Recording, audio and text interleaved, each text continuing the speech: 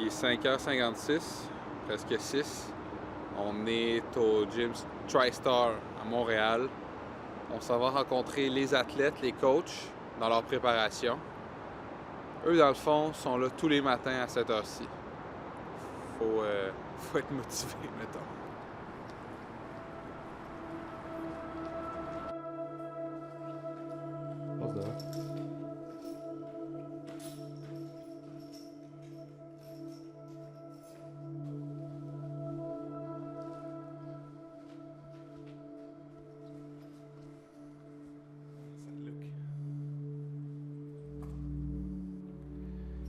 C'est ici que chaque matin, les jeunes athlètes du gym se retrouvent pour s'entraîner. Parce que malgré la violence excessive du sport, c'est en se pratiquant qu'on peut apprendre à éviter les pires blessures. Un premier test pour eux ce matin, voir qui est assez discipliné pour combattre la fatigue et le cadran.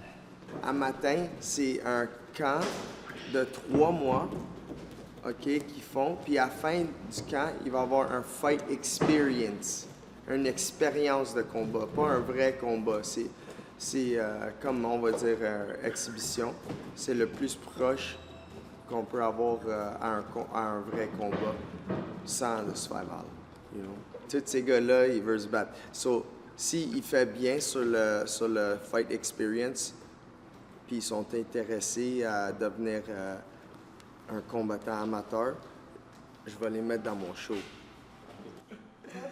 Neil est entraîneur ici au TriStar. C'est une organisation qui a fait naître des gros noms du sport. Mais il est aussi le cofondateur de la ligue de combat organisée amateur Cage 8 Fight Club, qu'on ira voir plus tard. Est-ce que vous pourriez avoir ces genres de soirées-là à Montréal? Non. Non. C'est illégal. L'amateur MMA, c'est illégal. Il y avait 2 organisations avant qui chicanaient. Ils s'appelaient les polices entre eux.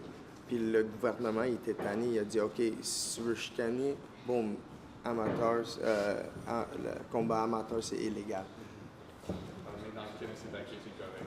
Oui, Kanesatake, puis Kanawake aussi, où ils font Fight Quest. Ça c'est légal, puis aussi Kanesatake. Ils ont leur propre règlement.